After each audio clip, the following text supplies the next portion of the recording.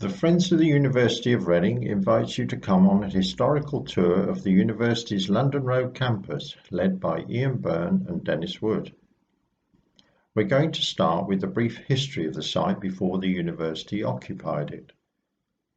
This extract from an 1879 map shows what the site of the campus looked like then. London Road is at the top between the two rows of pink buildings, and Redlands Road is to the right. Until the dissolution of Reading Abbey in the 16th century, the area was owned by the Abbey. After that, it became Crown land, under the local control of the corporation. In the late 18th century, two houses were built on the London Road frontage. A five-house terrace built in red brick, now known as the Old Red Building, which later formed the early heart of the University College when it moved to this site, and a separate house adjacent to it, built in red and grey brick on a small rise, with a driveway between the two leading to a coach house and stables behind. This was called Greenbank. At the beginning of the 19th century, there were no buildings along the London Road from Greenbank until the Marquis of Granby Inn at Cemetery Junction. Around 1820, two more terraces were constructed beyond the Old Red Building, a four-house building faced with stone, and a four-house brick building seen here beyond the first two terraces, all three being of distinctly different design from each other. The three terraces were together known as Portland Place at that time, although the name is only applied to the central stone-faced building now. The final house built along the London Road frontage was the Acacias. In 1818, this was built for a salt and coal merchant, Edward Law, who traded from his River Kennet wharf and made enough money to afford a house faced with Barstone on the corner of Redlands Road. 3 years later, it was sold to Mary Weinhold, and then, after she died, it was sold in 1865 to George Palmer, co-founder of the Huntley and Palmer Biscuit Company. George proceeded to acquire the other buildings along the frontage, and part of the land behind the buildings was leased by him to the Sutton Seed Company for use as horticultural test beds. A statue by George Blackall Symonds was erected in Broad Street in 1891 in recognition of George Palmer's contribution to the town. He had been Mayor of Reading in 1857 to 58 and MP for Reading from 1878 to 1885. The statue was later moved to Palmer Park. George is here with his wife Elizabeth and his extended family in the garden of the Acacias. He died in 1897. The house and the rest of the London Road estate then passed to Alfred, his second son. All the buildings along the London Road frontage are Grade 2 listed, except Portland Place, which is Grade 2 star. We will now explain how the university came to be at this site. In 1892, the Schools of Art and Science in Reading Town were brought together by the University of Oxford to form a University Extension College as an outreach centre to provide further education for local people. This was located in Valpy Street and based around the old Abbey dormitory building known as the Hospitium of St. John. Here is a chemistry laboratory in the college building. By the time it was renamed the University College in 1902, it had filled all the space in the various buildings provided at Valpy Street. New buildings were required to allow the college to grow. Alfred Palmer became aware of this, and, as the houses and grounds along London Road were not required by him, he leased the Acacias, Greenbank, and the Old Red Building to the college in 1904, together with 6 acres of land added to the 4 acres already leased to the college in 1902. By 1922, he had leased the other 2 terraces to the college, seen beyond the Old Red Building in this photograph. The transfer to the college of the freehold for the whole site was completed when Alfred died in 1936. We can now begin to look at the establishment of the college at London Road. This image shows the main entrance that was built on a temporary basis by the then principal, Dr. Childs. Of course, it's still there, but with a change of name. The letterbox at the front entrance is still the original, though it's not used now. As we enter the campus, we can see here a plan of the buildings we will be exploring on this historical tour. We start at the top through the main entrance and then visit all of the places shown, ending at Easthorpe and the Museum of English Rural Life. Through the entrance gates and doorway, the Porter's Lodge is on the left of the corridor, and on the right is the former history room, considered at the time to be ill-suited for use as a teaching room. Looking from the corridor, we can see the cloister leading into the various parts of the campus. The porters look on as the photo is taken. The principal, Dr. Childs, used to have his office at the back of the old red building, from which he could survey the whole campus. In this building was the original buttery, which provided a room where students could be served meals and drinks. Part of Portland Place was set aside as St. David's Hall, which was specially provided for non-residential students to use. In 1926, after a growth in numbers of students, and because of the efficient way it was being run by Dr. Childs, a university charter was granted to the college, and it became the University of Reading, the only new one chartered between the wars. We see here Dr. Childs being chaired by students in celebration. Returning to Greenbank, we can see how it looks now. Its name still remains on the front wall. Alfred Palmer is understood to have lived here for a while before his own house was built at Easthorpe, which we will visit later. Greenbank was used by the college as the home for the music department. We saw earlier how the Acacias was the former home of George Palmer.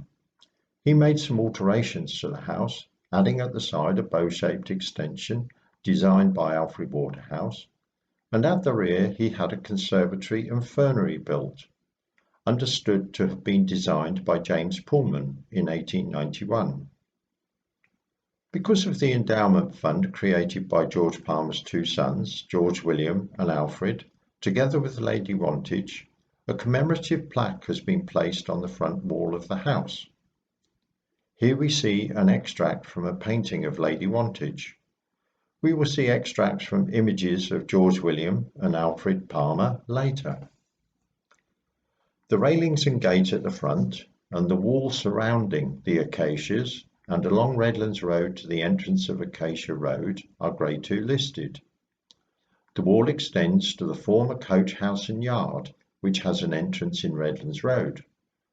The coach house was used as an armoury by the college's Officer Training Corps during the Great War. On the other side of the yard are two cottages which were originally for coach and stable workers. The outer wall then continues to the corner of Acacia Road. Inside the Acacias, in George Palmer's former bedroom, was the original library for the college at London Road. It is said that from his bedroom window, George used to be able to look down the hill to keep an eye on his biscuit factory in King's Road. The house itself has been the senior common room for staff since the days of the college and contains a lounge on the ground floor. The former library is now a dining room. The next building to see is the Great Hall approached through the cloister. This was the first major building on the new campus and was designed to provide a hall for assemblies, concerts, graduation ceremonies and other gatherings. It was designed by Charles Stewart Smith of the well-known local architect family and is Grade 2 listed. The foundation stone was laid in 1905 by Viscount Goshen, the Chancellor of Oxford University. This shows the laying of the foundation stone, and in the background can be seen the rear of the Old Red Building and Portland Place. The interior of the hall is particularly impressive. The ceiling has gold leaf decoration. The organ was installed in 1910. On the outside wall of the hall is a plaque to commemorate Gustav Holst, famous as the composer of the Planet Suite and who lectured at the University College for a while. A new, larger buttery was built next door to the Great Hall to provide for students and also for guests in the hall. Unfortunately, it was destroyed by fire in the 1980s. Between the Acacias Garden and the Great Hall is the Friendship Garden. This was created after the university sold a significant part of the campus to the GSA International College in 1989, including the Palmer Library and the terrace buildings, after the university's education department had moved to a new home at Bulmersh College. A plaque was erected to commemorate the agreement, and shields were inset in the gates for each of the two establishments. The GSA College closed in 2008, and so the university bought back the buildings and land from them. The college removed its shield from the gate, later replaced with a university one to match the other. Walking towards the Memorial Clock Tower from the Friendship Garden, there is a plaque to remember a former student, Wilfred Owen, the poet, who died in the Great War. In front of us then is the clock tower itself, built to commemorate the 144 members of the university who fell in the Great War, designed by Herbert Marion of the Fine Art Department and completed in 1920. Listed Grade 2, it is 60 feet high and strikes on the hour. During the period between the wars, the clock bell was rung 144 times on Remembrance Day to pay tribute to the fallen. The plaque listing the Great War fallen is shown here, and also the plaque for the 73 members lost in the Second World War. There are also plaques for former members who have died in more recent conflicts. Near to the tower is the start of the East Cloister, alongside which a series of buildings were erected as teaching areas for individual subjects such as fine art and zoology. At the far end of the East Cloister is the Chemistry Building, built in the early 1920s. On the roof of the Fine Art Building is a row of windows which were provided to allow extra light into the area where students were working. The Palmer family donated to the college the funds for construction of a new library in memory of the eldest of George Palmer's sons, George William Palmer, who contributed so much to the development of the campus. It was opened in 1923. This is a photograph of George William, who was Mayor of Reading from 1899 to 1901, and was MP for Reading from 1892 to 95, and then from 1898 to 1904. Shown here is one of the floors on the inside of the old library, which is used as the home of the School of Architecture today. On the outside of the library is a plaque commemorating the life of Edith Morley, who was the first female professor in Britain and is now remembered in the name of the Edith Morley Building at the Whiteknights campus. On the West Cloister is a plaque that recalls the funds provided by the Friends of the University towards its construction in 1934 to link the cloisters around the campus. These buildings along the west side of the campus were built in the 1930s before the West Cloister itself was erected. The last building was opened in 1941 after special permission was given to build it during the Second World War. During that war, the service tunnel under the cloister walkway was used by the orchestra for practice and also as an air raid shelter for those on the campus. The gymnasium was designed by Charles Stewart Smith and built in 1914 after funds were donated by the medical officer Dr. Jameson Hurry, and his wife. It was the first building on the west side of the campus and was used by the Officer Training Corps during the Great War. Here you see the inside of the gymnasium with old gym equipment about 30 years ago. It's since been refitted with modern equipment and is now used by the Institute of Education, who are the main occupiers of the London Road campus today. On the outside wall is an inset plaque of a discus thrower, with Diskobolos inscribed in Greek alongside. As we cross towards the Acacia Road entrance, we come to the final building on the campus, which is the dairy.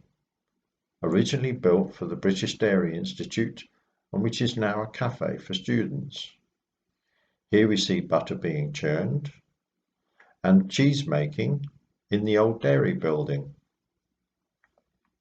Moving off the main campus from the dairy, we go across Acacia Road to the Museum of English Rural Life. The original building on this site, Easthorpe, was designed by the architect Alfred Waterhouse in 1880 as a home for Alfred Palmer, who is shown in this extract from a painting of him. The house was extended in 1911 by Alfred Palmer to make it suitable as a residence for women students, and he leased it to the college, who renamed it St Andrew's Hall. Here we see the main dining room in the hall as it was. Now it's the reading room. This is the rear of the hall in its early days, showing the original house, Easthorpe, on the left-hand side. The hall is now listed Grade 2. Around 15 years ago, the Museum of English Rural Life was moved from Whiteknights to a new extension added to St Andrew's Hall. As a contribution to the new facilities, the Friends of the University donated a stained glass window to the museum.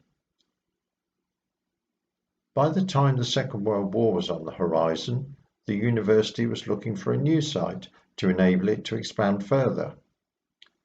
In 1947, it was able to purchase the freehold of the Whiteknights Park estate and started planning its development, which resulted in many departments moving there during the next 40 years as suitable new buildings were constructed. All the buildings remain on the London Road campus except for the buttery and are in use by the university. Thank you for accompanying us on this tour. If you found this video interesting and want to find out more, it's possible to book with the Friends on a group tour of the London Road campus. We hope to see you there. The Friends' contact details are shown on the screen. It may also stir your interest in the Whiteknights campus. You can book one of our tours there too, and look out for other videos of the campuses which we will be producing.